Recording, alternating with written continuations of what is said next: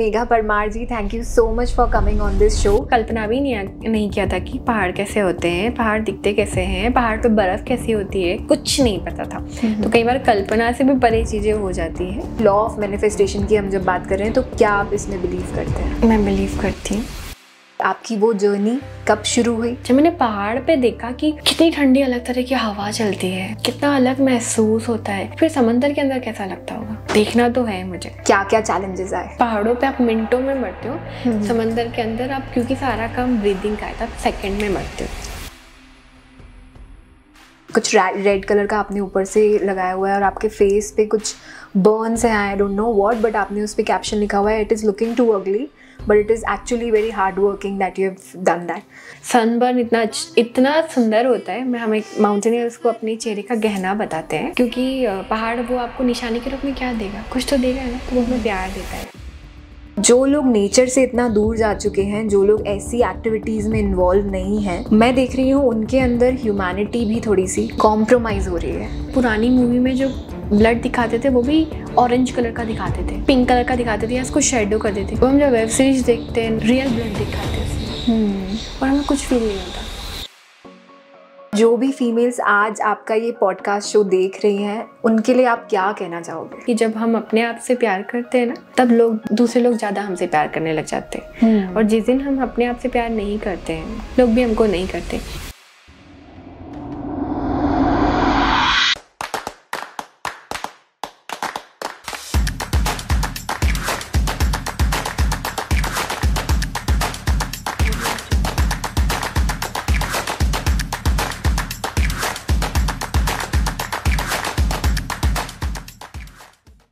There are claims of a man born without a father, but there are no instances when a birth has happened without a mother.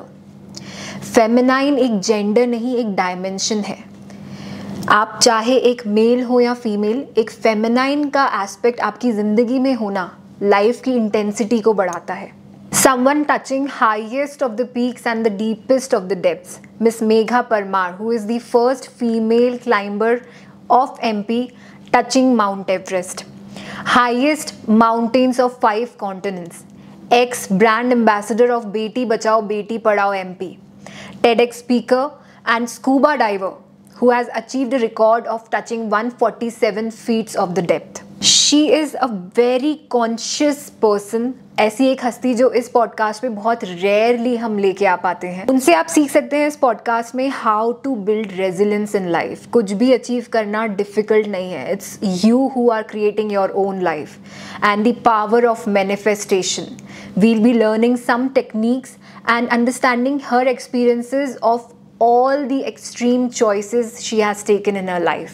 So on this special occasion of International Women's Day, let's welcome Miss Megha Parmar, inspiration of lots of women. Welcome to the Mindale Show, ma'am. Megha Parmar ji, thank you so much for coming on this show. And viewers के लिए मैं जानना चाहूँगी आपके मुँह से कि आपको क्या चीज़ इंस्पायर करी to go for mountaineering? मुझे ऐसे तो पहले कभी कल्पना भी नहीं किया था कि पहाड़ कैसे होते हैं, पहाड़ दिखते कैसे हैं, पहाड़ पे बर्फ कैसी होती है, कुछ नहीं पता था।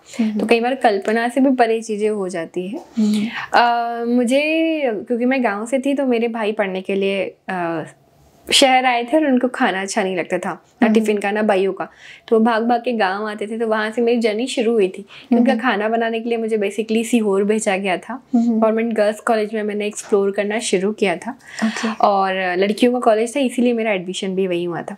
तब मैंने पहली बार अखबार में पढ़ा था कि एमपी के 2 लड़कों ने एवरेस्ट सबमिट किया। गूगल पे किया, किसने किया था सबसे पहले, फिर बछेंद्री पाल जी का पता चला कि उनको क्लाइंब किया 32 साल हो चुका है।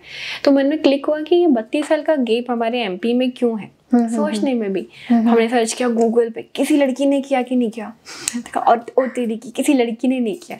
तो कभी कभी खुद से भी आपकी आत्मा आपको जवाब देती है ना। तो उस समय मुझे क्लिक किया, यार किसी लड़की ने नहीं किया, वो लड़की मैं क्यों नहीं हो सकती, मुझको भी तो 2 हाथ पैर दिए ना। वंडरफुल।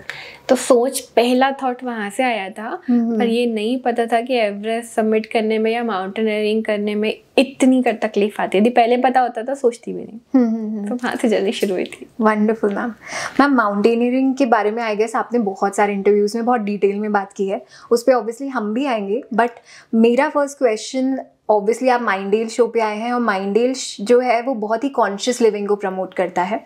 मेरा फर्स्ट क्वेश्चन ये है कि आपकी लाइफ की डेली बेसिस की कौन सी ऐसी अंदर की आग है जो आपको अलग अलग चीज़ों पे लेके जा रही है? जैसे कि हमने अभी भी पहले बात की कि आप स्कूबा डाइविंग करते हैं, आप इनर इंजीनियरिंग कर चुके हैं, आप योगा प्रैक्टिशनर हैं, आप पीएचडी तक कर रहे हैं उस चीज़ में।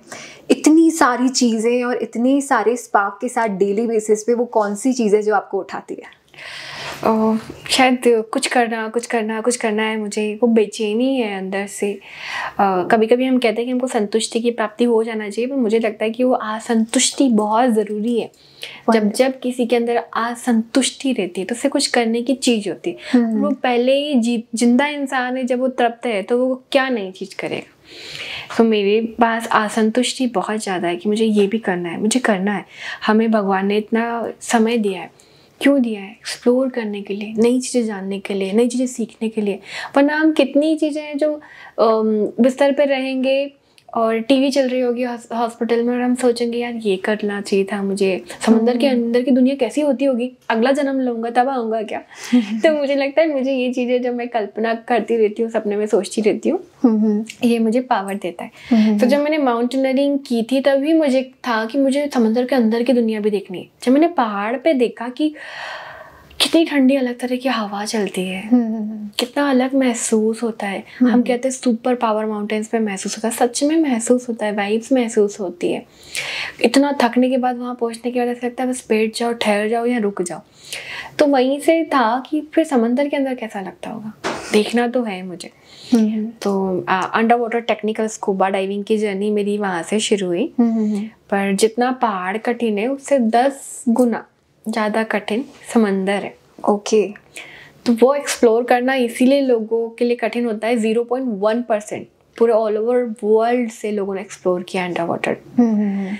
सो क्योंकि समंदर जितना शांत, इतना खूबसूरत दिखता है, वो अंदर से उतना ही खतरनाक होता है। तो वहाँ से जर्नी शुरू हुई थी अंडर वाटर डाइविंग की। वंडरफुल। सो आई गेस आपने हाईएस्ट पीक भी टच किया and the depth of the life भी टच किया है। तो चलिए स्कूबा डाइविंग से ही शुरू करते हैं। और आप बोल रहे हैं कि उसकी जर्नी 10 टाइम्स डिफिकल्ट रही है। तो for the viewers let's start with that कि आपकी वो जर्नी कब शुरू हुई और क्या क्या चैलेंजेस आए? जो मेरे अभी हस्बैंड हैं, उस समय वे मेरे जीवन साथी नहीं बने थे। और एक ऐसा समय आया था, शायद हम लोग अलग हो रहे थे, तो वो दिल टूटने वाली फीलिंग जो होती है, वो जीवन में क्या क्या रॉक स्टार मूवी के रॉक स्टार को कहाँ से कहाँ पहुँचा देती। तो मुझे लगता है कि मुझे उस समय टेक्निकल डाइवर बनाने में बहुत बड़ा रोल उनका रहा होगा। तो वो अपनी पढ़ाई के लिए मुंबई चले गए थे और मुझे यहाँ, मैं भोपाल में थी, तो मुझे लगा मैं क्या करूँ। मेरे जीवन में मैंने एवरेस्ट सबमिट कर लिया, हर दिन प्रोग्राम्स हो रहे थे, मैं क्या करूँ अब। सो डाइविंग की जर्नी वहाँ से शुरू हुई थी। जब आप अपने आप को लगो कि आप स्टक हो गए हो, तो हर व्यक्ति कहीं ना कहीं सोच के रखता है कि काश मेरे पास समय होता तो मैं जीवन में ये करता। तो जब भी आप स्टक होते हो, पीछे वाली डायरी पलट लो, चाहे वो ख्यालों में पलट लो या कहीं लिखा हो तो पलट लो। तो मैं लिख के रखती हूँ, तो मैं अपनी डायरी पलट लेती हूँ कि अब समय अब क्या किया जा सकता है। Wonderfully said. तो वहाँ मैंने सोचा, मुझे पता नहीं था कि समंदर के अंदर जाते कैसे हैं। समंदर के अंदर जाना है, बस एक छोटी सी बात होती है ना, बच्चे जिद कर लेते मुझे समंदर के अंदर जाना है, पता नहीं होता कि जाना कैसे। सो टेक्निकल स्कूबा डाइविंग दुगनी टफ है, ये भी मुझे जाने के बाद पता चला। तो भारत में जिपमर अस्पताल एक ही जगह है जहाँ मरीन से रिलेटेड इंजरी का इलाज होते हैं। तो पौंडीचेरी बेस्ट साइट है, बंगाल की खाड़ी, जहाँ टेक्निकल डाइविंग के कोर्सेज होते हैं। ओके। सो हम 30 मीटर से ऊपर रहेंगे, 18 मीटर पे रहेंगे। जैसे नॉर्मल डाइवर्स होते हैं वो 18 मीटर पे रहते हैं, तो फन होता है। जैसे हम 80 मीटर के पास जाते हैं, जो कठिनाई होती है वो ये होती है कि आपने द गाजियाटिक मूवी देखी होगी। हाँ जी। तो उसमें जिस तरह से पनडुब्बी के कलपुर्जे निकलते हैं, जैसे जैसे हम नीचे बढ़ते जाते हैं प्रेशर बढ़ता जाता है। तो बॉडी कंप्रेस होने लग जाती है, हमारे लंग्स कंप्रेस हो जाते हैं। और ऑक्सीजन और नाइट्रोजन नार्कोटिक गैस होती है, तो हमारा दिमाग स्लो काम करे। जैसे मैं एक हाथ लाऊंगी तो ऐसे ऐसे काम करेगा, स्लो स्लो, तो हम नार्कोटिक हो जाते हैं। मतलब ऐसे शराबी की तरह हमारा दिमाग काम करता है, हम धीरे धीरे काम करते हैं। ओके। हमें लगता है कि हमारे जो सिलेंडर में होगा वो ऑक्सीजन भरी होती है, तो ऑक्सीजन तो बल्कि पानी के अंदर जहरीली जाती है। ऑक्सीजन टॉक्सिसिटी बोलते हैं उसे।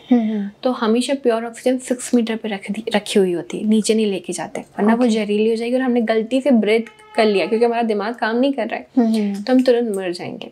अच्छा, पहाड़ों पे आप मिनटों में मरते हो, समंदर के अंदर आप, क्योंकि सारा काम ब्रीदिंग का है, तो आप सेकंड में मरते हो। जो भी व्यक्ति स्पेस में जाता है उससे पहले वो पानी के अंदर डाइविंग करता है बॉयंसी मेंटेन करने के लिए। तो सेम स्पेस में भी आपको बॉयंसी मेंटेन करनी होती है और अंडर वाटर डाइविंग में भी आपको बॉयंसी मेंटेन करनी होती है। सो buoyancy just like Hanuman ji वाले पोज में आपको रहना है, दोनों हाथ थोड़े ऊपर, दोनों पैर नीचे, चक्रासन। सो वैसे आप रहना होता है आपको, और 3 सेकंड में आपको सांस लेनी है और 6 सेकंड में छोड़नी, ताकि आप इतना ही ऊपर उठो इतने नीचे उठो। हमेशा रूल है डाइविंग का कि बॉटम टच नहीं करना है रेत, क्योंकि वहाँ सबसे खतरनाक जीव होते हैं, जिसे आप स्कॉर्पियन फिश, लॉयन फिश समझ सकते हैं। स्कॉर्पियन फिश दिखती रेत की तरह है, पर वो कहीं भी बैठ जाती है। गलती से आपने टच किया तो स्कॉर्पियन फिश का जहर से व्यक्ति नहीं मरता है, तो उसके जहर का जो दर्द है, तो कोई ऐसा लगता है 100 हथौड़े आपको एक साथ मार रहा है। तो लोगों की डेथ पानी में हार्ट अटैक आने की वजह से हो जाती है, क्योंकि लोग वो दर्द को नहीं झेल सकते। ओके। लॉयन फिश होती है जो बहुत खूबसूरत लगती है, ऐसा लगता है तितली को कैसे पकड़ने का मन करता है। तो समंदर के अंदर ऐसी लॉयन फिश होती है, उसके लिए ऐसा साइन हम लोग यूज करते हैं पानी के अंदर, क्योंकि आवाज तो यहाँ से यहाँ जाती नहीं है। शार्क दिखेगी तो हम ऐसे करेंगे, शार्क आई है। स्कॉर्पियन आएगी तो हम ऐसे करेंगे, स्कॉर्पियन फिश दिख रही है, और लॉयन फिश के लिए ऐसे करेंगे। तो लॉयन फिश इतनी खूबसूरत होती है, उससे खूबसूरत मछली मैंने नहीं देखी समंदर के अंदर। बफर फिश की आंखें जैसे हिरण की आंखें होती है, तो बफर फिश की आंखें जितनी खूबसूरत मैंने किसी मछली की नहीं देखी है, और लॉयन फिश जैसी मछली इतनी खूबसूरत नहीं देखी। इतनी खूबसूरत, मतलब पकड़ लो, पर वो ऐसे स्ट्रिंग फेंकती है कि पता होता है कि अब जिंदा नहीं बचेंगे। इससे हमेशा 100 फीट की दूरी मेंटेन करके रखनी पड़ती है। वो बताती है कि मैं जितनी सुंदर उतनी खतरनाक हूँ। और एक ग्रुपर मछली थी जो मैं डाइविंग करती थी, तो मेरी दोस्त बनी थी। मछली सबसे पहले भागती है, हम कहते हैं, हमारी भाषा में कहते हैं, वो ट्रस्ट नहीं करती है किसी पे भी, भरोसा नहीं करती। तो जिसने मछली का भरोसा जीत लिया वो व्यक्ति किसी का भी भरोसा जीत लेता है। ये हमारे मछुआरे हमको बोलते थे, जो हमारे साथ बोट पे जाते थे। तो हम जब जाते थे समंदर के अंदर, तो ग्रुपर फिश होती है जो बहुत बड़ी होती है, बड़ी आलसी होती है। मछलियाँ उसके दांतों को साफ करती है, छोटी मछलियाँ। तो ग्रुपर फिश वहाँ खड़ी मतलब रहती है। हर दिन मैं डेली जाती थी। एक टाइम ऐसा हो गया था कि सेम ग्रुपर फिश उसी जगह सेम टाइम, क्योंकि डाइविंग का टाइम हमारा वही होता था, उसकी और मेरी दोस्ती हो गई थी। वो और मैं एक जगह होते थे, वो मेरे को देख रही होती थी, मैं उसको देख रही थी। मेरे पास वीडियो भी है, मैं आपको दिखाऊंगी। वो भागती भी नहीं है, मतलब मैं उसको कभी टच नहीं करी हूँ। एक दूरी मेंटेन है, पर वो उसको डर नहीं लग रहा मुझसे, और मुझे इसका कुछ भी करने का मन नहीं हो रहा, सिर्फ एक मेंटेन है हमारा। वो मेरे लिए बहुत कीमती था। पर सेम समंदर खतरनाक भी उतना ही है। वहाँ पर सी स्नेक आपके पास कभी भी आ सकता है। 250-250 जेलीफिश एक साथ, मौसम आता है उन लोगों का, मार्च का टाइम आता है, फिर ठंड का टाइम आता है, 200-200 जेलीफिश आपके अगल बगल घूम रही होती है। जेलीफिश में दिमाग नहीं होता, वो भी बहुत खूबसूरत लगती है। कछुओं का फेवरेट भोजन होती है। पर जेलीफिश की स्ट्रिंग जब आपको लगती है तो आपका यूरिन पे कंट्रोल खो जाता है। मतलब हम कहते हैं ना, हमारी इंद्रियों पे कंट्रोल खत्म हो जाता है। तो उसका जब स्ट्रिंग हमें लगते हैं तो ऐसा लगता है कोई जल्दी से बोट पे लेके चले जाओ। तो उसका एक ही इलाज होता है कि तुरंत उस जगह पे यूरिन करना होता है। ऐसा हमारे कैप्टन और ये लोग बोलते हैं कि ऐसा कर लो तो आराम मिलेगा, पर नहीं होता। ऐसा फफोले जैसा बन जाता, लगता है किसी ने जलता हुआ तवा भी चिपका दिया हो, और उससे आराम नहीं लग रहा है। फ्रेंड्स मूवी में भी, फ्रेंड्स सीरीज में भी ये चीज आई है। मोनिका को जब जेलीफिश ने काटा था, I guess we can show them. Okay, same ऐसा फील होता है, क्या हुआ ये हमारे साथ। अब पानी में करंट रहते, करंट मतलब बिजली वाला नहीं, पानी के 3 करंट होते हैं, अपर लेयर, मिडिल लेयर और डाउन लेयर। सो जितना समंदर की लेयर आपको ऊपर ऊपर दिखती रहती है, वैसे 3 तरह की होती है। कभी कभी डाउन में इतना करंट होता है कि आप कितना भी फिनिंग कर लो वो आपको अपने साथ लेके जाएगा, और वहाँ पे विजिबिलिटी बड़ी कम हो जाएगी, तो आप अपने बॉडी से घूम भी सकते हो। और मिडिल में ऐसा लगता है कि भंवर टाइप का आ रहा है, तो आप ऐसे गोल गोल घूम रहे होते हो, तभी आपको अपने दोस्त को देखते रहना है। और अपर में होता है जब पानी के थपेड़े पड़ते हैं, आपकी बोट बगल में होती है, तो आप बोट पे चढ़ नहीं पाते, आपका बॉडी आपसे बिछड़ जाता है। हम लोग हमारी SMB शूट करते ताकि हरी और ऑरेंज कलर की, ताकि हम कहीं दिख जाएं।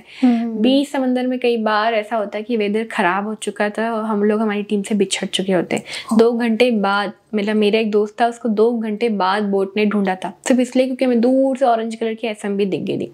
यदि वो SMB शूट नहीं करते तो हमें शायद कभी दिखते भी नहीं। तो समंदर जितना खूबसूरत है उतना ही डेंजरस भी है। और इसकी साइट्स जितनी होती है वो डिफरेंट होती है। हम लोगों ने आर्टिफिशियल साइट डेवलप की थी। बंगाल की की खाड़ी का जो एरिया है वहाँ मछलियाँ जीवित नहीं रह पाती हैं। तो हम लोगों ने बड़ी बड़ी बसें, बड़ी बड़ी बाइक, पिलर्स, ये सब नीचे रखी थी और उसमें पाम लीफ जो होते हैं उनसे उन लोगों के लिए घर बनाया था मछलियों के लिए। ये हमारा सबसे बड़ा अचीवमेंट था कि वहाँ पे एकदम भर भर के मछलियों ने अपने घर बनाए थे। So, उसकी आपके पास पिक्चर्स हैं? So we can show them. Of course. तो पौंडीचेरी एकमात्र ऐसी जगह है इंडिया की जहाँ पहली चीज़ की शुरुआत हुई थी आर्टिफिशियल रीफ बिल्डिंग, मतलब मछलियों के लिए समंदर के अंदर आर्टिफिशियल घर तैयार करना। Oh, lovely. So जब मेरा अटेम्प्ट भी हुआ था तो मेरे पास इंडिया के टीचर नहीं थे जो मुझे इतनी डेप्थ पे लेके जाए, क्योंकि इनके सर्टिफिकेशन इतने महंगे होते हैं और सेम 30 मीटर के बाद प्रेशर बढ़ने की वजह से लाइफ रिस्क ज़्यादा बढ़ जाती है, सेकंड में आप मर सकते हो। सो मेरे जो टीचर थे वो अर्जेंटीना से थे, उनकी एक दिन की फीस 70,000 रुपये थी। ओके। और मेरे 2 अटेम्प्ट फेल हुए थे और मुझे ये नहीं लग रहा था कि मेरा अटेम्प्ट फेल हुए, मुझे लगा 70,000 चले गए फिर लगा फिर 70,000 चले गए। सो 147 फीट नीचे जाने में मुझे 2.5 साल लगे। 30 मीटर के बाद नीचे जाते तो ऐसा लगता है बॉडी फट रही है। हम लोगों को ये हम लोग प्रैक्टिकल करते हैं, खाली बॉटल लेके जाते हैं पहले और कैसे बॉटल कंप्रेस होती जाती है। तो मैं बताया जाता है कि अपने लंग्स के साथ ऐसा होता है। हम लोग अंडा यहाँ फोड़ते हैं, फिर समंदर के अंदर फोड़ते हैं क्योंकि यहाँ पे मेल्ट हो जाता है। समंदर के अंदर जैसे ही फोड़ेंगे तो जैसे उबला हुआ अंडा कैसा दिखता है, तो ऑटोमेटिकली प्रेशर की वजह से वो वैसा का वैसे ही दिखता है। तो प्रेशर इतना खतरनाक होता है, हम तेजी से ऊपर नहीं आ सकते वरना हमारा लंग्स और एक्सपेंडेशन की वजह से फट जाएगा, हमें DCS हो जाएगा। जो टेक्निकल डाइवर होते हैं वो हम लोग जाने में 10 मिनट लगेगा, आने में 4 घंटे से ज़्यादा लगते हैं। सेफ्टी स्टॉप धीरे धीरे हम लेकर आते हैं क्योंकि हमारी बॉडी ने ऑक्सीजन को ब्रीथ कर लिया और नाइट्रोजन हमारी बॉडी में कैसे जाएगा, जैसे कोको कोला की बोतल में कैसे बबल होते हैं नीचे गई तब हमारी बॉडी वैसे है। अब हम पानी के ऊपर आएंगे तो कोको कोला की बोतल को कैसे ग्लास में डाल देंगे, फिर भी साइलेंट फॉर्म में बबल ग्लास के कोने पे होते हैं। ज़्यादा है सेम वैसे ही हमारी बॉडी में साइलेंट फॉर्म में बबल्स होते हैं। तो जितने भी डाइवर्स टेक्निकल डाइवर होते हैं वो थोड़े मोटे मोटे से होते हैं। तो हमारा जो टीचर होता है वो हमें 2 दिन बाद सर्टिफिकेट देता है। अच्छा, हम पूछते हैं 2 दिन बाद क्यों देते हैं, हमने एक बार से पूछ लिया उनसे तो बताते हैं कि वो चेक करते हैं कि 2 दिन तक जिंदा है। ये कैसा प्रश्न है, क्योंकि आने के बाद ये बताते हैं कि आपको तेज दौड़ना नहीं है, कुछ भी ऐसा नहीं करना है कि आपको हार्ट तेज पंप करे। सो हमारे दूसरे टीचर बताते हैं, वो इसलिए बोलते हैं कि कुछ भी तेजी से किया तो बॉडी में साइलेंट फॉर्म में बबल है, आप तेजी से कुछ भी करोगे तो ब्लड वो बबल हार्ट तक पहुंचा के सेकंड में कार्डियक अरेस्ट कर देगा।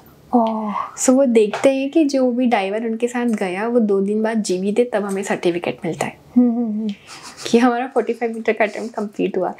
डाइविंग से आने के बाद आप हेलीकॉप्टर, मतलब आप एरोप्लेन से फ्लाई नहीं कर सकते, 2 दिन का टाइम चाहिए होता है। तो इतनी बारीक बारीक चीज़ें होती हैं सेम कि समंदर में जितना जाओगे उतना ही कठिनाई बढ़ेगी, समंदर में जितना जाओगे उतना वो जानने की और इच्छा बढ़ेगी। समंदर में जितना जाओगे ऐसा लगेगा अभी तो कुछ देखा नहीं है, अभी और भी देखना बाकी है, पर वो आपको बताएगा कि मैं बहुत कठिन हूँ। So it's very nice experience. और जब मेरा वर्ल्ड रिकॉर्ड बना सब मैं 4 कंटिनेंट के हाईएस्ट माउंटेन सबमिट करने के साथ 147 फीट नीचे गई, इंडिया का फ्लैग निकाला 45 मीटर पे। मेरा अर्जेंटीना से जो मेरे टीचर थे वो मेरे बगल में थे, उन्होंने उनकी कंट्री का फ्लैग निकाला, मैंने इधर मेरी कंट्री का फ्लैग निकाला। पानी के अंदर करंट इतना तेज है, हम लोग हिल रहे हैं, हमारा कैमरा बहुत मुश्किल से काम करता है पानी के अंदर, सीन तुरंत वो बैटरीज का शट डाउन हो जाएगा, पर फटाफट क्लिक करते हैं, फोटोग्राफ्स लेते हैं, वीडियोस क्लिक करते हैं। वो मोमेंट मैं आपको बता नहीं सकती कि कितना अच्छा लग रहा था। और पानी के अंदर आवाज़ नहीं आ सकती वरना मैं बता दी मैंने कर लिया। वंडरफुल। बोट पे आने के बाद जब इंडिया का फ्लैग मैं लेकर आती हूँ अपनी पीठ पे रखा हुआ और सारे लोग मेरे को चेयर अप करते हैं और तुमने क्या कर दिया, तो वो अटेम्प्ट मेरे लिए एक तो समंदर का एक्सप्लोर करना बहुत खूबसूरत दिखाया था। वो अटेम्प्ट मुझे इंडिया के फ्लैग को 147 फीट नीचे जाने की हिम्मत देना बताया था। बहुत ही अमेजिंग मैम, सारी आपकी बातें सुन के आई एम स्पीचलेस। और मुझे भी क्यूरियोसिटी आ रही है, I should also start doing such things. I guess बहुत सारे व्यूअर्स को भी आपको सुनकर के इतनी इंस्पिरेशन आ रही है। तो मेन मेरा क्वेश्चन यही है मैम अभी भी कि आपको, मतलब आपने बोला कि मैंने 30 मीटर्स तक टच किया, उसके बाद भी मैंने उसको और डेप्थ पे जाने की कोशिश की? मेरा 147 फीट मतलब 45 मीटर, 45 मीटर्स तक। पहले आप 30 तक रुक गए थे और उसके बाद नॉर्मल होता है, 30 के बाद चैलेंजेस शुरू होते हैं। तो ये क्या है आपके अंदर इतनी ज़ील कि आपको हर चीज़ में एक्सट्रीम करना होता है? पता नहीं क्या है, मुझे लगता है कि मुझे सच में एक्सट्रीम करना पसंद आता है। फिर मुझे ना ठंड लगती, ना गर्मी लगती, ना भूख लगती, कुछ नहीं लगती। और रिसेंटली मैंने एक और चीज़ खुद के अंदर से एक्सप्लोर की है कि जब हम अपने आप से प्यार करते हैं ना, तब लोग दूसरे लोग ज़्यादा हमसे प्यार करने लग जाते हैं। और जिस दिन हम अपने आप से प्यार नहीं करते हैं, ऐसे करते लोग भी हमको नहीं करते। ये मैंने अच्छे से रहते हुए सीखा है, नई चीज़ अपडेट करते हुए सीखा है। सो जितना मैं एक्सट्रीम पहुँचती हूँ तो मुझे लगता है मैंने कुछ अचीव किया तो लोग हमें प्यार करेंगे, और करते हैं खुद से, क्योंकि मैंने प्यार किया ना उस पल। जब भी मैं ये चीज़ें करती हूँ तो मुझे खुद के लिए जिंदा रहने वाली जिल जागती है। एक्सट्रीम तो कर रही हूँ, जिंदा रहना है खुद के लिए। और घर पे आवाज़, माँ बाप की आवाज़ सुनने के लिए जाना है। मम्मी की आवाज़ें कर्कश लगती है ऐसे, तो क्या कर रही है मेघा, इधर आ। पर वो समंदर के अंदर ये लगता है ये आवाज़ सुनने वापस जाना है। तो ये वंडरफुल। मैम December 3rd को आपने एक पोस्ट डाली थी, अपनी पिक्चर डाली थी इंस्टा पे। कुछ रेड कलर का आपने ऊपर से लगाया हुआ है और आपके फेस पे कुछ बर्न्स हैं, I don't know what, but आपने उस पर कैप्शन लिखा हुआ है, it is looking to ugly but it is actually very hard working that you have done that. उस बारे में प्लीज़ कुछ बताएं। वो पिक्चर आप जो बोल रहे हैं वो है एवरेस्ट की। ओके। सो एवरेस्ट पे जब हम लोग जाते हैं, सो हमारे सनबर्न इतना सुंदर होता है। हम एक माउंटेनियर उसको अपने चेहरे का गहना बताते हैं। क्योंकि पहाड़ वो आपको निशानी के रूप में क्या देगा, कुछ तो देगा ना, तो वो हमें प्यार देता है। तो हम कितना भी अच्छा सनस्क्रीन लगा लेंगे वो काम नहीं करता है। तो जितना हम जाते हैं, सूरज की किरणें बर्फ़ से रिफ्लेक्ट होती है और हमारे चेहरे को पूरा जला देती, स्नोबर्न सनबर्न मिक्स हो जाता है। तो जैसे कैसे मैं बताऊँ, चोट लगती है ना आपको, गहरी चोट घुटने पे, रिकवरी के टाइम वैसे कैसे वो काला काला चमड़ी हो जाता है, पीला पीला सा, रेड सा, सो वैसी चमड़ी होती है। तब हम जाते हैं तो पूरा घाव जैसा बन जाता है। तो वो एक बार निकलती है पूरी, फिर हमें 2 दिन बाद फिर जाना है, एकदम बच्चे जैसी स्किन हो जाती है, नरम नरम सी। फिर आपको जाना है, फिर से वो घाव बन जाता है, निकलता है, तो चमड़ी का चमड़ा निकलता है पूरा। तो आपका यहाँ से खून टपकता रहता है और आप यहाँ रुमाल में रुई रख के इसको पोंछते रहते हो। और जितनी बार जाओगे उतनी बार ऐसा निकलेगा। मेरी स्किन आज एक नॉर्मल व्यक्ति की स्किन से 10 साल बड़ी है। मैं जैसे जल्दी बुढ़ी हो रही हूँ। पर मुझे ये पता है क्योंकि वो इतना निकली हुई लेयर है। तो पहाड़ वो आपका प्रेम देता है निशानी के रूप में। उस समय बहुत कष्ट होता है, दर्द होता है, क्योंकि यहाँ जितनी बार मास्क भी पहनते तो खून टपकता रहता है पूरा का पूरा, और वो कैसे भी ठीक नहीं हो सकता है। आपको पता है कि अगली बार आप रोटेशन पे जाओगे फिर से चमड़ी निकलेगी, फिर से खून टपकेगा, 2 दिन का रेस्ट होता है, पूरा चेहरा रेड हो रखा होता है। पर वही सेम चीज़ मैं कहूँगी, आने के बाद वो घाव सबसे खूबसूरत लगते पहाड़ से आने के बाद, कि पहाड़ ने ये निशानी मुझे दी, भले ये देखने में अच्छे नहीं लग रहे पर मैं कुछ तो करके आई हूँ ना। तो बस यही है। I completely disagree कि आप कुछ ज़्यादा एज, बल्कि you are the most cute person I've ever met। और ये मेरे ख्याल से viewers भी बोलेंगे। And you are glowing, actually you are very much glowing। I guess वो अंदर की positivity और आपके affirmations इतने strong है ना मैम, कि that is literally reflecting on this show today। Thank you so much। Glow का कारण ये है कि गांव पे मैं बहुत दूध घी मक्खन पसंद करती थी, तो मेरे को गोबर फेंकना भी बहुत पसंद है। मेरे घर पे रूल था कि यदि तुम्हें दूध घी पसंद है तो तुम्हें गोबर में से बदबू नहीं आनी चाहिए। तो मुझे गोबर फेंकना भी बहुत पसंद था और मुझे दूध घी मक्खन की चीज़ें भी बहुत पसंद है। सो ये रोटियों का ग्लो है जिसमें घी लगा होता है ढेर सारा। वंडरफुल। मैम इसी पे आते हैं, आप गांव से हैं, भोजपुर से हैं, भोजनगर से, एंड सीहोर साइड से, राइट? तो इतनी सारे इनिशियल लेवल पे जो चैलेंजेस आए आपको, कि क्योंकि गांव में आज भी बहुत से लोग सपने ही नहीं देख रहे हैं उस लेवल तक, और उस जगह आपने रह करके इतनी एक्सट्रीम चीज़ें अचीव करी हैं, उसमें जर्नी और उसमें चैलेंजेस के बारे में प्लीज़ कुछ बताएं। मुझे लगता है गांव शहर से भी कम फर्क पड़ता है आजकल, और ज़्यादा हो गया। हमारे बच्चों के पास ना हम लोग पबजी क्यों देखते हैं, क्योंकि पबजी देखने के लिए कुछ मिल गया है ना। हम लोग डोमिनोज की शॉप पे क्यों जाते हैं, क्योंकि डोमिनोज हमें दिख रहा है। बच्चों के पास पहाड़ देखने के सपने ही नहीं होते। जब आप देखेंगे नहीं तो करेंगे क्या। से आपका पॉडकास्ट है, कोई सुनेगा तब उसे अंडर वाटर डाइविंग के बारे में जानने की जिज्ञासा जगेगी, अरे ये देखना है, पहाड़ के बारे में जानना है। कोई बताने वाले आसपास नहीं होता है ना कैसी बातें करने वाला होता है ना बातें सुनने वाला होता है। स्पेशली मैं ग्रामीण परिवेश से गाँव से आती थी, तो मेरे खुद के, दूसरे का क्या बताऊँ, मेरे खुद के सपने ये थे, अरे गशन में सगाई हो गई है, अब तो शादी होने वाली है, राख से बर्तन नहीं मांजना है, बस उनको बोल दीजिएगा कि वो मुझे सर्फ से बर्तन बन जाए, जल्दी से कोई फ़ोन ला के दे दो ताकि मैं भी दूसरी लड़कियों की तरह बात करना शुरू कर दूँ। तो हम लोग आसपास ये चीज़ें देखते तो यही तो सीखते हैं ना। मम्मी बोलती थी कि छोरी की जात के सारा काम आना चाहिए, तो मेरी प्राथमिकता हमेशा ये होगी थी कि मुझे कढ़ाई बुनाई सिलाई मेहंदी लगाना, गाना गाना, अच्छे से उठना बैठना, हंसते समय भी मुँह पे हाथ लगाना, ये सब आना चाहिए। क्योंकि दूसरी बातें करने के लिए कोई था ही नहीं ना। फिर तो अच्छी लेडीज़ जो आसपास दिख रही हूँ वैसा बनना है मुझे। पर मैं वही थैंक यू कहूँगी ईश्वर को, कि ईश्वर आपको कब किस रूप में प्लेटफॉर्म देता है हमें नहीं पता था। वो प्लेटफॉर्म ऐसा नहीं देता कि ये सीढ़ी आ गई इस पे चढ़ जाओ। मुझे सीढ़ी मेरे भाइयों के रूप में दी थी। सीहोर जाना, गर्ल्स कॉलेज जाना मेरा जीवन का सबसे बड़ा प्लेटफॉर्म था, जहाँ मेरा खुद का बिगड़ने की पहली शुरुआत वहाँ हुई थी। मैंने मेरे पापा के 250 रुपये चोरी किए थे। हम गर्ल्स कॉलेज की सारी 5-6 लड़कियाँ वाटर पार्क गई थी। मेरे लिए आज वाटर पार्क बड़ा कॉमन है। वहाँ से मुझे मारते मारते घर ले जाया गया था कि आज तो दामोदर थाई छोरी वाटर पार्क गई है, कल से कतो नहीं कहाँ जाएगी। तो वो चीज़ होना भी ज़रूरी था। मेरे पापा कुर्सी पे से मुँह झुका के बैठे, सब उनको बोल रहे कि अब इसको आगे मत पढ़ाना, क्योंकि मैं पढ़ने में कमज़ोर भी थी। तो मैं कहती हूँ कि ओपन माइंडेड कभी भी शहरों में नहीं होता, गांव में भी होते हैं। और वो चीज़ मेरे पिताजी ने दर्शाई। मेरे पापा लाइलॉन का जूता पहनते हैं, आज तक वो मुझे रेलवे स्टेशन पे छोड़ने नहीं आए कि शाम को गाय का दूध लगाना है। पर उनका उस पल जो डिसीजन था, वो आज मैं यहाँ आपके सामने बैठी हूँ। उन्होंने मुझे कहा कि नहीं, मैं भेजूंगा मेरी बेटी को वापस सबके सामने, वापस ग्रेजुएशन तो कराऊंगा उसको। दूसरा उन्होंने कहा कि पढ़ाई एकमात्र माध्यम है, सारे बच्चों को कहूँगी मैं, जिसकी वजह से हमारे पास एक्सप्लोर करने का मौका होता है। तो पढ़ाई करना बहुत ज़रूरी है। दूसरा, मेरे पिताजी ने मुझे ट्रस्ट करते हुए कहा था कि बेटा सही और गलत का मैं देखो आज अंतर बताता हूँ। उन्होंने गांव की भाषा में कहा था कि वह बात जो थारे बताना में शर्म आए वह बात बुरी है, और जो बात तो खुल के बता सके कि थारे कई भी करनो है, भले मैं नाराज हो रही हूँ, वह चीज़ सही है।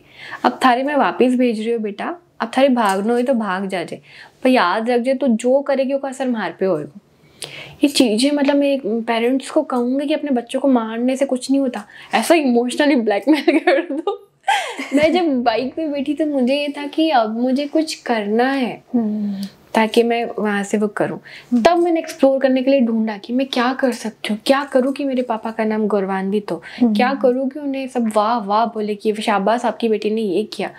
मैंने सबसे पहले SI की ट्रेनिंग, SI की प्रिपरेशन करने के लिए मैं कोचिंग में गई, और मुझे समझ में आ गया पढ़ने में तो मेरा न्याल नहीं हो सकता।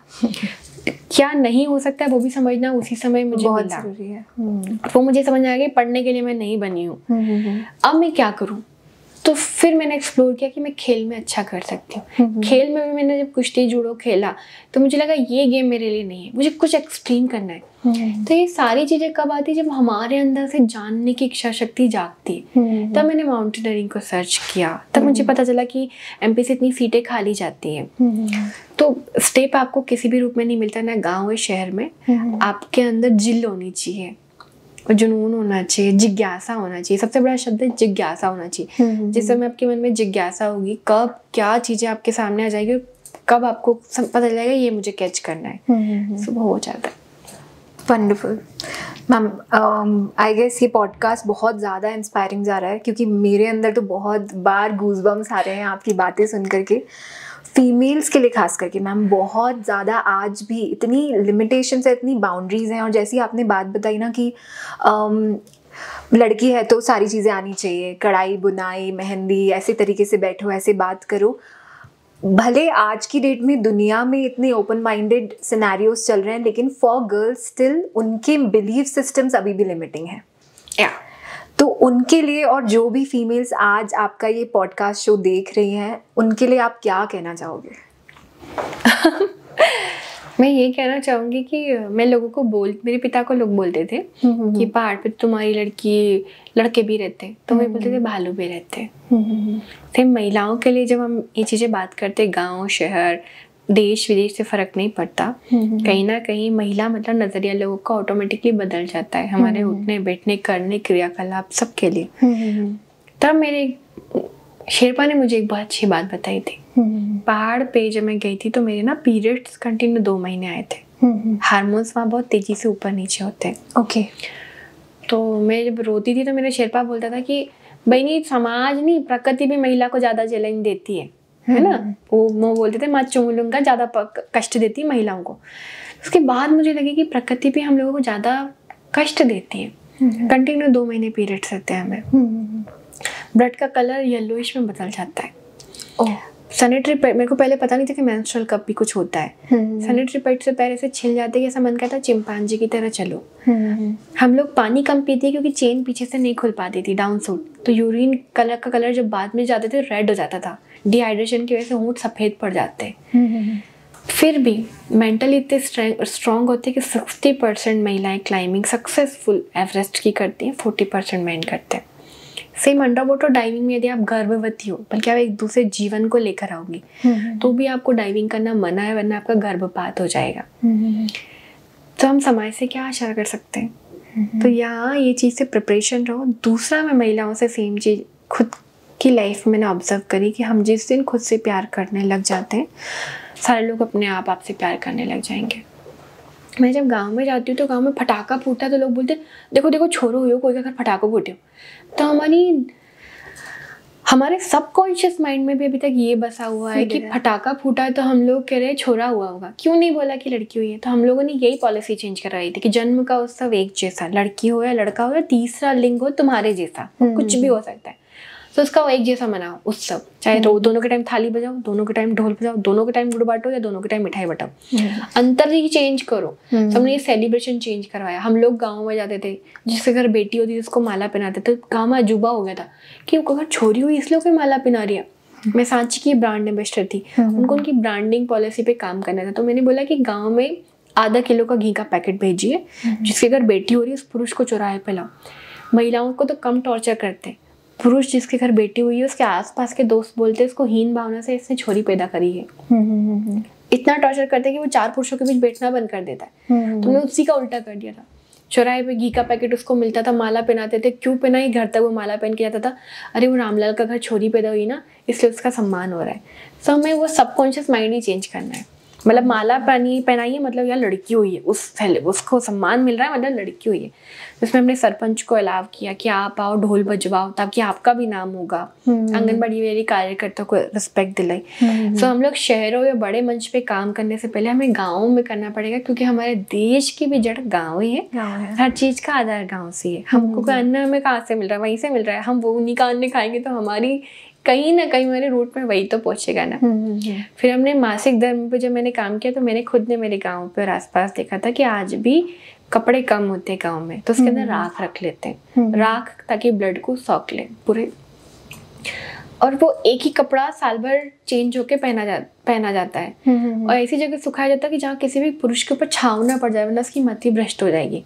तो सैनिटरी पैड तो बहुत दूर दूर की बात होती है। उस पर हमने काम किया था कि गांव में एक बीड़ी या ये चीज़ें इतनी सस्ती आती है। और आप अपने महिलाओं को जब गर्भाशय का कैंसर होता है, सबसे बड़ा रीज़न ही है गांव में, तो 3-3 लाख लेके बैठते रहते हो। तो हमने महिलाओं को जागरूक करना बंद किया था। हम जाते थे गुमठी पे, वहाँ जाके उनको बोलते थे मान लो कल से तुम्हारी छोरी है, उसको फिर आपको लेकर घूमना पड़ेगा, कैसा लगेगा? पत्नी है। तो उनके मन में डालो ना, लेकर कौन आते हैं? वो लेकर आते हैं।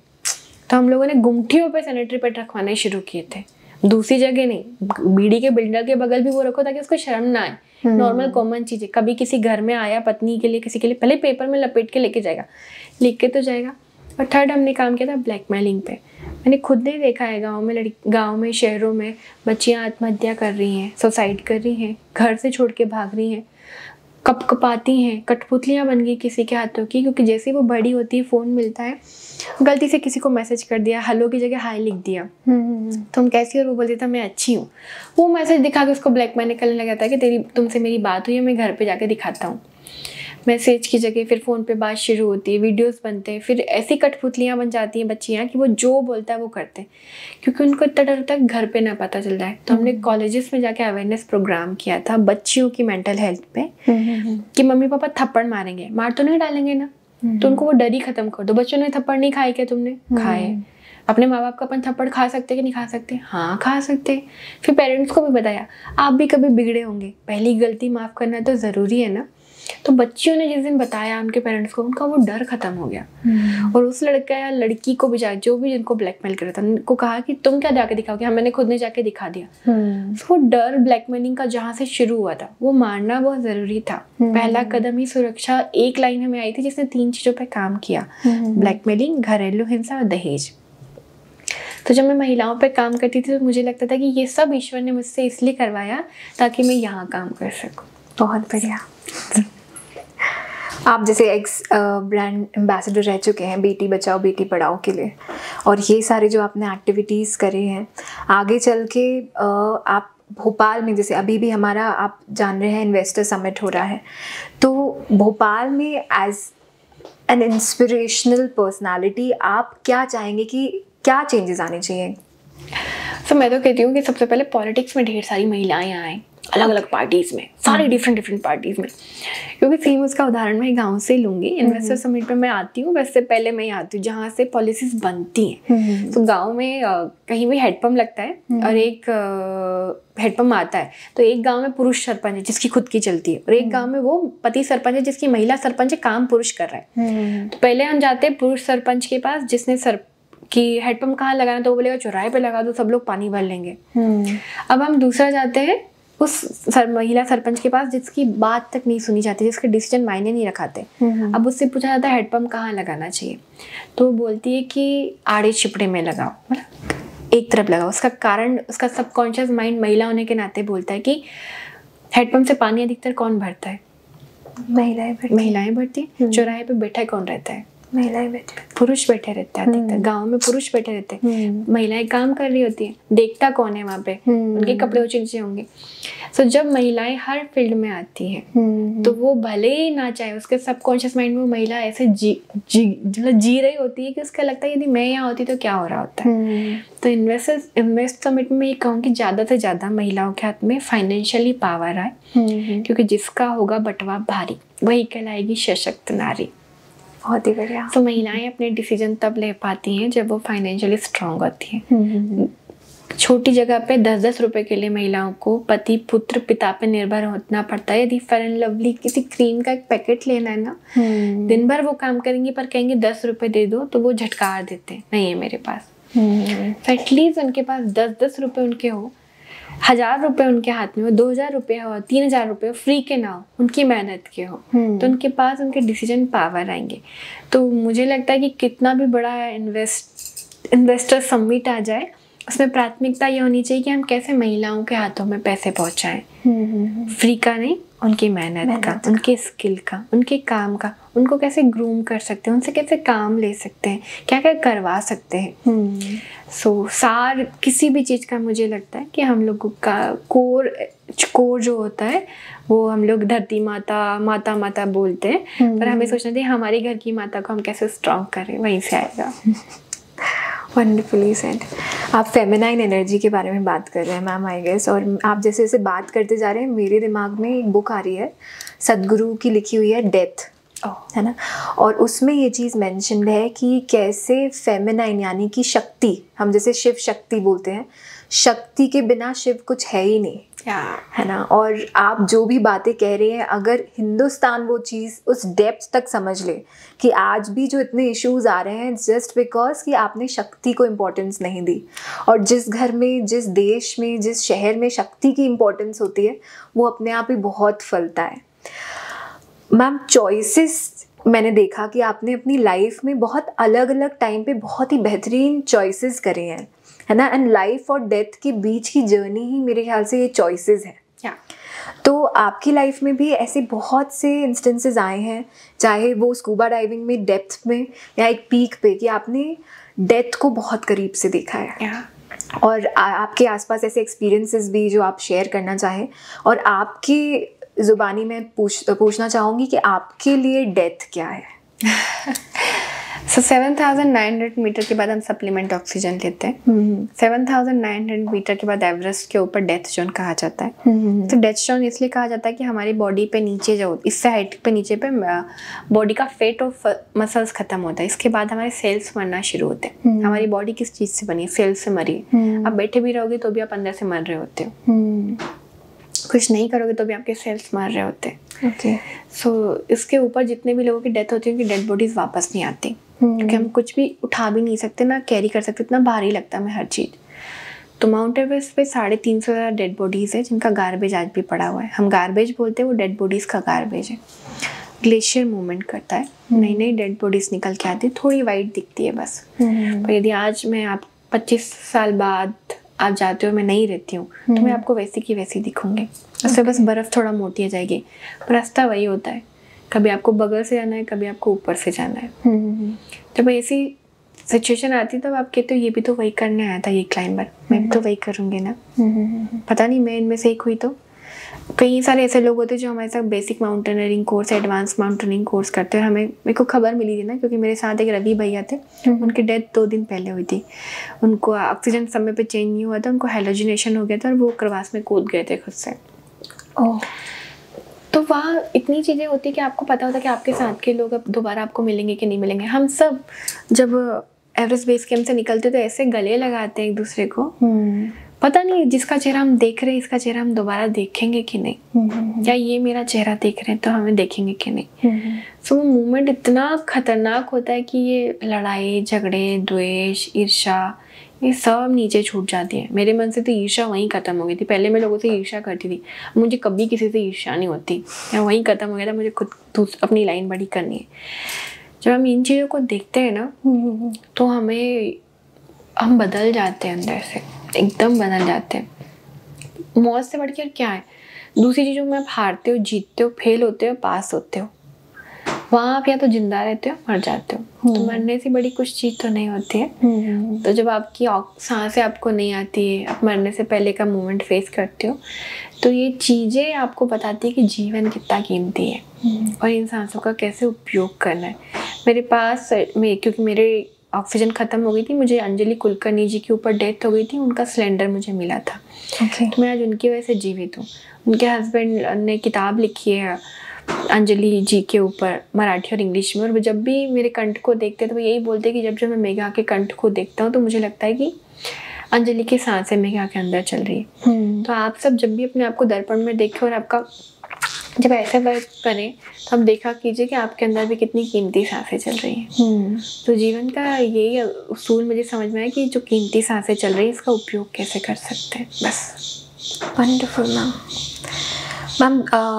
मेडिटेशन में, साधना में, जैसे आप भी इनर इंजीनियरिंग कर चुके हैं, मैंने भी इनर इंजीनियरिंग फॉलो किया है, उसमें हमें बताया गया था कि कैसे क्रिमेशन ग्राउंड में जाना चाहिए, है ना। और आप भी वही बात कह रहे हैं कि जब कोई भी इंसान डेथ को बहुत करीब से देख लेता है, उसके अंदर की ट्रू ह्यूमैनिटी जो ऑलरेडी एग्जिस्ट करती है वो बाहर आ जाती है। And I was coming to that कि आप ऑलरेडी इतने हम्बल कैसे हैं, आप इतना कुछ करके आए हैं। I have met so many people जो बहुत कुछ अगर अचीव कर लेते हैं तो वो थोड़ा सा एक ईगो और एक सेल्फ कॉन्फिडेंस या ओवर कॉन्फिडेंस की तरफ बढ़ते हैं। बट आपके अंदर धैर्यता बढ़ गई, आपके अंदर स्टेबिलिटी बढ़ गई, आपके अंदर ग्राउंडेड रहने की क्षमता और बढ़ी है, और आप और बेहतर इंसान बन के निकली हैं इन सारी एक्सपीरियंस की वजह से।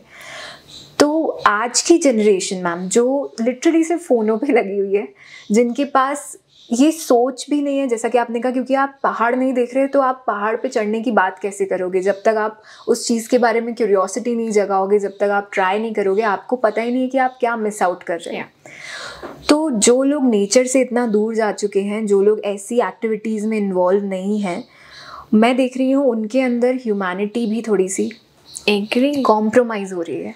मैं कल ही मेरी टीम में से मेरी साथी से बात कर रही थी कि आजकल हम जब वेब सीरीज देख लेते तो पहले पुरानी मूवी में जो ब्लड दिखाते थे वो भी ऑरेंज कलर का दिखाते थे या पिंक कलर का दिखाते थे या इसको शेडो कर देते। अब हम जब वेब सीरीज देखते हैं नेटफ्लिक्स या दूसरे, उस पर रियल ब्लड दिखाते हैं उसमें और हमें कुछ फील नहीं होता।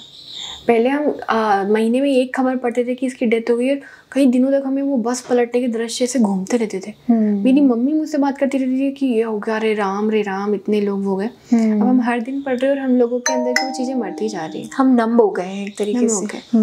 सो मैं दूसरों का क्या कहूँ या इन बच्चों का क्या कहूँ। सो ये बहुत ज़्यादा सोशल मीडिया की वजह से हम लोग जो इंसान की जगह रोबोट में बदलते जा रहे हैं। सो कहीं ना कहीं वो चीज़ें इन बच्चों के एडिक्शन से, मैं क्या कहूँ, हम लोगों के अंदर भी है, और वो चीज़ें तब आएगी जब हम टच में आएंगे। मैं मेरे घर पे कई बार बोलती हूँ, मैं चप्पल नहीं पहनती हूँ तो मेरी एड़ियाँ जल्दी फट जाती हैं। तो मुझे बोलते हैं कई बार कि अरे तुम्हारी एड़ियाँ फटी हैं। मैं उनसे पूछती हूँ कि लास्ट टाइम तुमने धरती को टच कब किया था, ये बताओ। टाइल्स के अलावा तुमने पैर कब रखे जहाँ मिट्टी हो? मतलब आप पंच तत्व से कितना दूर हो चुके हो। जब आप कनेक्ट ही नहीं रहोगे तो फील कैसे करोगे? हाँ, मेरी फटी एड़ियाँ, पर मुझे अच्छा लगता है ये सब चीज़ें। तो और थोड़ी देर तक तो मेरे अंदर भी कमी है जो तो मुझे काम करना है, थोड़ी बेचैनी मुझे भी रहती है। पर ये चीज़ें मुझे लगता है जितनी मैं प्रकृति के पास रहती हूँ उतना मुझ में धैर्यता आ जाती है, जितना मैं प्रकृति से दूर रहती हूँ उतना कम हो जाता है। और मैं क्या कहूँ, बस कॉन्शियसली बहुत अच्छा है कि आप ये चीज़ ऑब्जर्व कर पा रहे हैं। जैसे कि आपने कहा कि जब मैंने योगा का जो कोर्स किया उसमें पानी में पैर डाल के बिठा देते थे और उसमें बोलते थे कि पूरा आप अपनी नेगेटिव एनर्जी बाहर निकालो। और 5 तत्वों से जुड़े रहना आपके चक्रास को एक्टिवेट करता है। और जो लोग उस चीज़ को समझ चुके हैं, जो चीज़ वो छू कर आ चुके हैं, जब वो उस चीज़ से दूर जाते हैं ना तो बहुत ईजिली रियलाइज़ होता है। बट जो लोग ऑलरेडी वो एक्सपीरियंस नहीं कर रहे हैं, जिन्होंने बचपन से ही इतने एक्सट्रीम नेचर और कंडीशंस में नहीं स्पेंड किया है अपना टाइम, उन्हें पता ही नहीं है मैम। वो एंजाइटी, डिप्रेशन, मैं डेली गार्डनिंग और डेली सब करती हूँ। और तो मैं ये भी आप लोगों को बताओ। हाँ, मैं बताती हूँ, बिल्कुल। माइंडेल में ये चीज़ है इन्वॉल्व। हम 5 तत्वों, हम भूत शुद्धि पे भी काम करते हैं मैम। और योगा, जैसे मैंने आपको बताया कि योगा एंड मेडिटेशन मेरा पर्सनल भी लाइफस्टाइल का बहुत महत्वपूर्ण हिस्सा है। एंड माइंडेल में भी हम लोग करवाते हैं in studio end of course across the Bhopal हम वर्कशॉप्स वगैरह भी करवा रहे हैं। तो ऑब्वियसली वो चीज़ मैं बहुत ज़्यादा, मतलब मेरे खुद के घर वाले मुझे बोलते हैं कि यू आर एन आर्किटेक्ट, तुम ये सब क्यों कर रही हो? बट मुझे पता है उसके पीछे का पैशन और उसके पीछे की ज़िंदगी जो मैं लोगों को बताना चाहती हूँ और पहुँचाना चाहती हूँ। तो that's why I am able to relate to you actually कि आप इतनी ज़्यादा उस चीज़ को फील करके आई हैं। ऑफ कोर्स मैंने तो उतना किया भी नहीं है जितना आपने महसूस किया है। तो जो लोग वो चीज़ नहीं कर रहे हैं मैम, अगेन जो लोग बार बार, बच्चे आज की जनरेशन में एंग्जाइटी, डिप्रेशन, मूड स्विंग्स हो जाना, है ना, और बहुत जल्दी जल्दी अपने फ्लिप कर जाना, क्योंकि once you are adapted to the scrolling model of today's world, आपको दिमाग में एक स्थिरता, एक अवेयरनेस और एक फोकस की कमी हो जाती है। एग्री। तो उनके लिए आप क्या कहना चाहोगे कि ऐसे कुछ टिप्स दीजिए जो एक बच्चा या एक टीनेजर या जो भी आज आपकी पॉडकास्ट सुन रहा है, जो वो चीज़ें फॉलो करे और उसके अंदर वो चेंजेस आए। सो मैं जब भी किसी चीज़ की एडिक्टेड होती हूँ तो मैं उसे छोड़ देती हूँ सडनली। सो कुछ समय पहले मैं अमेज़ोन पे इतना ज़्यादा शॉपिंग करने लगी थी, फ़ोन पे का यूज़ इतना जल्दी करने लगी थी, और मुझे लगा कि 3 महीने के अंदर मैं 3 लाख रुपए कैसे ख़त्म कर सकती हूँ। So, जब भी मैं हिसाब करती थी तो उसका सोल्यूशन मैं क्या करूँ, मतलब मैं एडिक्टेड हो गई हूँ। मुझे रियलाइज़ हुआ कि मैं एडिक्टेड हो गई हूँ, मैं अपना अकाउंट तक चेक नहीं कर रही हूँ। तो जब भी ऐसी चीज़ें आती शुरू से लेकर आज तक, मैं उसे डिलीट कर देती हूँ। तो बच्चों को कहूँगी, या तो वो इंसान हो या वो आपका कोई ऐसी चीज़ हो जो आपको एडिक्टेड करे, बुरी हैबिट्स हो, या कोई सा ऐप हो, या कुछ भी हो सकता है, वो उसे हम कुछ भी रूप दे सकते हैं। सो 1 महीना मैंने कठिन मुझे लगा कि फिर से मुझे कैश रखना पड़ेगा, मुझे देना पड़ेगा। पर मेरे इस असर में इतना काम हुआ कि 1 महीने के अंदर सिर्फ मैं 5,000 रुपये पे आ गई। जहाँ मेरे लाखों रुपए खर्च हो रहे थे वो 5,000 पे आ गया। और जो एडिक्शन मुझे हो गया था तुरंत स्कैनर देके पैसे देने का, लेने का, वो मुझे कम हुआ। सेम जब मैं सोशल मीडिया के एडिक्टेड होती हूँ कि मुझे खाना खाते टाइम में मन करता है कि मैं रील सुनूँ या रील देखूँ, या फेसबुक पे क्या चल रहा है मुझे ये जानना है, या मैं बैठी हूँ तब भी मेरे दिमाग में ये चल रहा है, मुझे बुरा लगता है पर मैं डिलीट कर देती हूँ। और कुछ समय बाद फिर से मेरा फ़ोन देखने का मन करता है और मुझे इतनी बेचैनी हो जाती है कि यार मैं बोर हो रही हूँ, मुझे डाउनलोड करना चाहिए, क्या चल रहा है, इंस्टाग्राम पे क्या हो रहा है। मेरे हाथ ऐसे कपकपाते हैं, बेचैनी से होती है। 3 दिन में वो ठीक हो जाती है। तो मैं बच्चों का नहीं कहूँगी, जब मैं खुद भी ऐसा होता है तो मैं ऐसे टाइम पे इन चीज़ों को डिलीट कर देती हूँ। और फिर मुझे लगता है कि मैं कितना प्रोडक्टिव काम करने लगी हूँ। तो जब भी आप किसी चीज़ के एडिक्टेड हो तो उसे तुरंत डिलीट कर दीजिएगा, फिर आप नॉर्मल हो जाएंगे। फिर से आप उसे यूज़ कर सकते हैं, चाहे वो सोशल मीडिया हो, रील थोड़ा बहुत देखना हो, ओके चलेगा, पर एडिक्टेड नहीं होना है। एडिक्टेड तब से होता है जब आप उसको हटाओ और आपको फिर बेचैनी समझ में आए, तो मतलब वो आप एडिक्टेड हो चुके थे। जैसे चेन स्मोकर के साथ होता है, जब आप हटाते तो कितनी बेचैनी रहती एक्चुअली वो फिजिकल सिम्टम्स में मैनिफेस्ट होने लगता है। एग्री, ऐसा लगता है कि उसके बिना मेरा काम नहीं चलेगा। तो सोशल मीडिया के लिए मैं यही कहूँगी, आपकी योगा की भाषा में क्या बोलते हैं उससे, सोशल मीडिया वाला व्रत कुछ तो बोलते हैं उससे, वो शब्द नहीं आ रहा। इंटरमिटेंट फास्टिंग स्टार्ट करो सोशल मीडिया की। एग्री 15 घंटे 18 घंटे धीरे धीरे आवर्स बढ़ाइए, है ना, थोड़ा थोड़ा दूर रहना शुरू करिए। और जो हम बात कर रहे हैं वो रेजिलियंस की बात कर रहे हैं मैम। और रेजिलियंस तब आता है जब आप एज अ थर्ड पर्सन खुद को ऑब्जर्व करो और सबसे पहले एक्सेप्ट करो कि हाँ मुझे एडिक्शन है। Acceptance is I guess the step 1 for the solution. फिर तो बहुत ईजी हो जाता है ना। तो वो बहुत ही बढ़िया बात है एंड आई होप कोई सुन रहा हो और इस चीज़ को फॉलो करे। अभी मैं फोन पे के व्रत पे चल रही हूँ। अच्छा, फोन पे के व्रत पे मैं कैश साथ लेके जा रही हूँ ताकि मैं कहीं भी जाऊँ तो जो मुझे पैसे निकलते हैं ना, वो 10 रुपए के छुट्टे और ये सब, तब मुझे लगता है, वरना मुझे पैसे ऐसे जा रहे थे मुझे पता ही नहीं चल रहा था।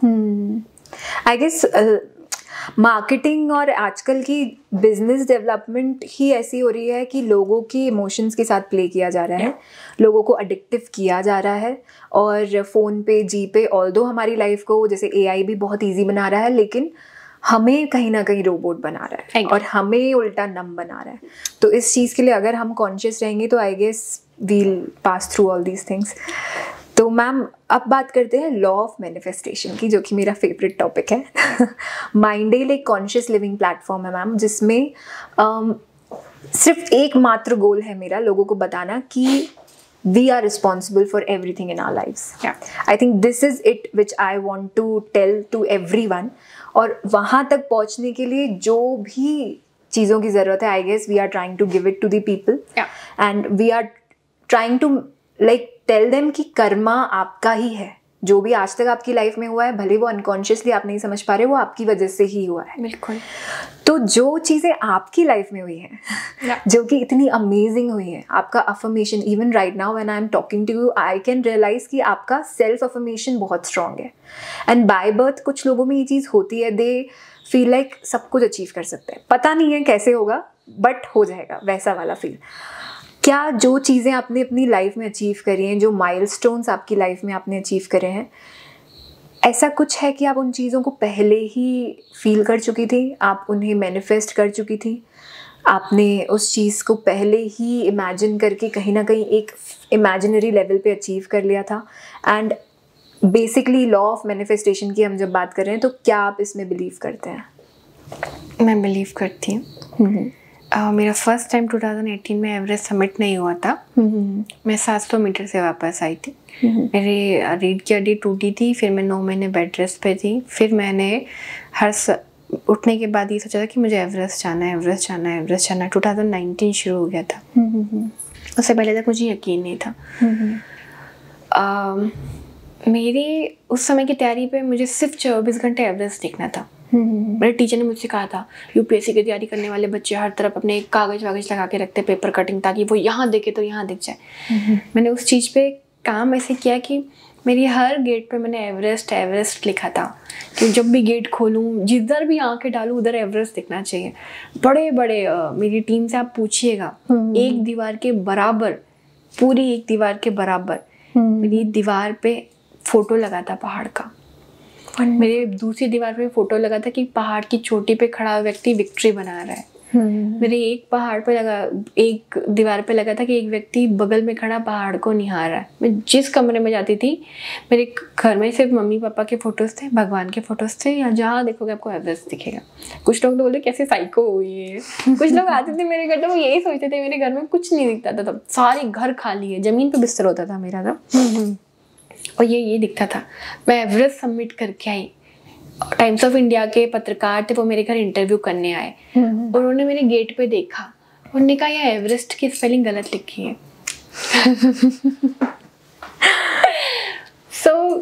कहने का अर्थ ये निकलता है आपकी मेरी यहाँ चीजें गलत लिखी हुई थी, पर मेरे सबकॉन्शियस माइंड में था कि मुझे ये करना है, मुझे एवरेस्ट जाना है, वो हो गया। वो एक लेवल पे आप जस्ट मेरे को हंसते हैं, जिस लड़की को एवरेस्ट की स्पेलिंग लिखना नहीं आता, गलत लिखी, वो लड़की एवरेस्ट चढ़ के आई है। उनके सेम ये शब्द थे। और इसके बाद आज तक जो भी चीज़ें होती है, मैं पहले सोचती हूँ, प्लानिंग करती हूँ, रोड मैप करती हूँ। चाहे ओशन में गई थी तो ओशन में जाने से पहले मैं बहुत कम लोगों को बताती हूँ, आपको बता रही हूँ, मैं अपनी जगह पे बैठती हूँ।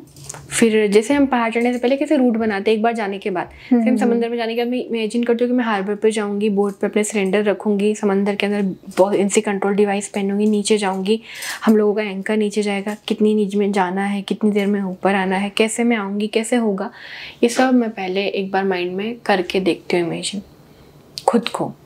उसके बाद वैसा लगभग एग्जैक्ट वैसा नहीं होता, पर होता वैसे ही। Virtual claps for this one, because law of manifestation में मैं भी बहुत मानती हूँ। और 2%, सिर्फ दुनिया के 2% लोग ही हैं आज तक जो इसकी इम्पोर्टेंस समझ रहे हैं मैम। और ये जो आप कह रहे हो ना कि इमेजिनेशन, इसको कॉन्वर्सेशनल टेक्निक कहते हैं, जो हम लोग भी सिखाते हैं। Wonderful, like this works and you are the live example for that. और थैंक यू सो मच। अभी मुझसे पूछते हैं कि तुम अपने आप को फ्यूचर में क्या इमेजिन करके देखती हो, तो मुझे पता नहीं क्यों मैं अपनी टीम को फिर ये कहूँगी, क्योंकि मैं उनसे बहुत डिस्कशन करती हूँ, तो मुझे लगता है कि मैं तालाब बनाते हुए अपने आप को, समंदर बोलो कि तालाब बनाते हुए, कुएं बनाते हुए इमेजिन करती हूँ। मे बी फ्यूचर में मैं यही करूँगी, मुझे यही लगता है कि जब भी मैं बैठी रहती हूँ या सपने में सोचती हूँ, खुली आंखों से जब मैं सपने देखती हूँ, तो मुझे इमेजिन होता है कि मैं ये कर रही हूँ, ऐसे कर रही हूँ, तो मुझे तालाब बनाते हुए होता है। तो may be future. Wonderful, ma'am. And you are the creator of your own life and you have proved that and you know yourself, जो आपको अंदर से पता है, तो obviously आप वो कर ही लोगे। And more power to you, ma'am. And India, Madhya Pradesh and Bhopal is so proud of you. Thank you so much, ma'am. Thank you. So our podcast is at the end of the conversation. हम बात करेंगे, एक book आप पे लिखी गई है ma'am, है ना? एक बुक आप पे लिखी गई है, the Everest girl, Brajesh Rajput के द्वारा। और इस बुक के बारे में मैम प्लीज़ आप बताएं लोगों को अपने मुंह से। द एवरेस्ट गर्ल मैं यही कहूँगी, सबका एवरेस्ट अलग अलग होता है। मेरा पहाड़ वाला था, उनका कुछ और हो सकता है, पर आपको कैसे अपने पहाड़ तक पहुँचना है, कैसे मैं गांव से निकल के एवरेस्ट तक पहुँचती हूँ। और कुछ ऐसी बातें होती हैं जैसे पढ़ी जाती है और लिखी जाती है, बोली नहीं जाती। और तो उन चीज़ों को जानना हो तो उनको किताब पढ़ना पड़ेगा, the Everest girl. Of course, एक साधारण लड़की की असाधारण कहानी, which is so rightly said. So ma'am, last question again, और इसके साथ साथ आप खुद ही इस पॉडकास्ट को एंड कीजिएगा कि आप एक मैसेज दे करके जो भी व्यूअर्स आपको सुन रहे हैं। माउंट एवरेस्ट आपका सपना था, सबका शायद ना हो, लेकिन सबका, जैसे आपने कहा, उनकी ज़िंदगी का एक पीक और एक माउंटेन, एक माइलस्टोन है। आपकी लाइफ की जो भी अभी तक जर्नी रही है, आज आप एक शादीशुदा फीमेल बन करके बहुत हैप्पीली भोपाल में रह रहे हैं अभी। Per day to day life में आपको वो सारी रेजिलियंस, जो सारी चीज़ें आपने अपनी एक्सपीरियंसेस में सीखी हैं, वो रोज़ आपको आई एम श्योर काम आती होंगी। एग्री। बहुत सारी ऐसी सिचुएशंस होती हैं जिसमें लोग बहुत जल्दी ट्रिगर हो जाते हैं, बहुत अलग पर्सपेक्टिव से देखते हैं, बट आपका पर्सपेक्टिव ही अलग होता होगा, क्योंकि आपने अपनी लाइफ को बहुत एक्सट्रीम में टेस्ट करके आप आए हैं, है ना? तो मैं उस बारे में लोगों के लिए ये क्वेश्चन पूछना चाहूँगी कि डे टू डे लाइफ में आपके ये सारे एक्सपीरियंसेस और वो जो रेजिलियंस आपने डेवलप किया है अपनी लाइफ में, वो आपको कैसे हेल्प करता है? हर पल करता है, हर पल करता है। मैं कहती हूँ कि जब मैं scuba diving, technical scuba diving के बाद जब मोटी हो गई थी, 92 kg की, मैं स्कूल के प्रोग्राम में जाना इसलिए बंद की थी कि एक बच्चे ने मुझे बोला था कि मोटी लड़की क्या माउंट एवरेस्ट चढ़ी है कभी? तो मैं सेल्फ डाउट पे आ गई थी, क्योंकि मैं उनको नहीं बता पाई थी कि डाइविंग में क्या क्या प्रॉब्लम्स होती है। अभी लोग जब मैं प्रोग्राम्स में जाती हूँ तो इमेजिन करते हैं कि मैं कोट शॉर्ट पहन कर आऊँगी और स्पेशली चूड़े में या शादी की हुई लड़की तो बिल्कुल नहीं दिखूंगी। तो लोगों के इमेजिनेशन से हम कितना परे जा सकते हैं वो खुद के आत्मविश्वास से होता है। मैं जब महिलाओं को देखती हूँ उनके लिए स्पेशली संदेश बोलूँगी कि जब वे एक दुनिया को निर्मित करते हैं, जीव को दुनिया में लाती हैं, वो बहुत खूबसूरत लाइनें उनके पेटों के ऊपर दिखती हैं, पर लोग आपको जज करते हैं, लाइन्स होगी, इसको जल्दी स्टिच मार्क्स को हटाओ।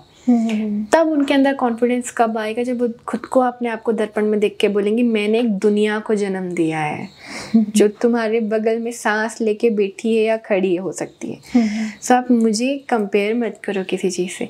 ये चीज़ मुझे कब आई? जब मैं पहाड़ पे चढ़ कर आई कि मैं लोगों को क्या प्रूफ करूँ मेरे बॉडी स्ट्रक्चर से कि मैं एवरेस्ट सबमिट करके आई हूँ या मैं डाइविंग करके आई हूँ, ये करके आई हूँ। मैं जब खुद से प्यार करूँगी तो लोग मुझसे प्यार करेंगे। तो पहले खुद से प्यार कीजिए, लोग अपने आप आपसे प्यार करेंगे। Wonderful, ma'am. So this was our podcast for today, and it was great having you. It was actually great having you over here, and thank you so much for coming again, ma'am. And आपने मुझे बहुत ज़्यादा inspire किया है आज. So I'm sure viewers को तो आपने बहुत कुछ इस वीडियो के थ्रू वैल्यू ऐड किया है. So ma'am, Mindale की तरफ से एक छोटा सा gesture. This hamper for you, and it was great having you, ma'am. Thank you. It was lovely having you, and we are so proud of you, ma'am. Thank you.